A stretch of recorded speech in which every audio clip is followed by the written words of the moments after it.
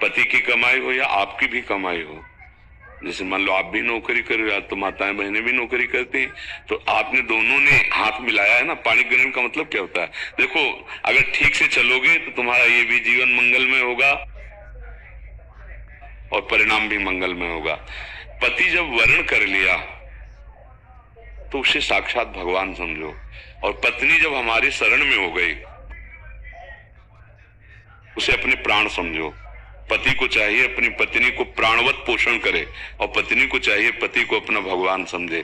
तो अब हमारे लिए हमारे पति से बढ़कर कोई भगवान नहीं है।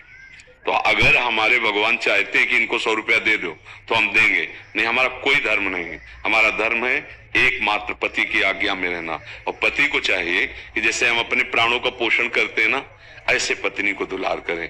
पर अब आजकल जो है इन सब बातों को कोई न सुन रहा है न समझ रहा है, और अपने पति को, आपका एक ही धर्म एक व्रत नेमा, काय वचन मन पति पद प्रेमा। देखो, जब हम मंदिर में भगवान की भावना करते हैं, हम छवि में भगवान की भावना करते हैं, तो अगर हम अपने पति में भगवान की भावना कर ले तो हमें किसको दान देना है?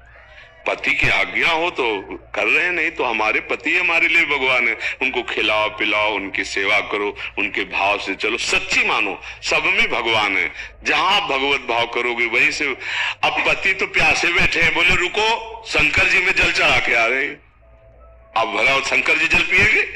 नहीं, तुम्हारे इस समय परम शिव पति आ गए, अब इनको पवाओ, पवाने के बाद समय मिले तो वहां भी चली जाओ अगर आज्ञा हो, और ना हो तो सच्ची मानो जाने की नहीं जरूरत है। पति साक्षात भगवान है, ऐसी भावना से।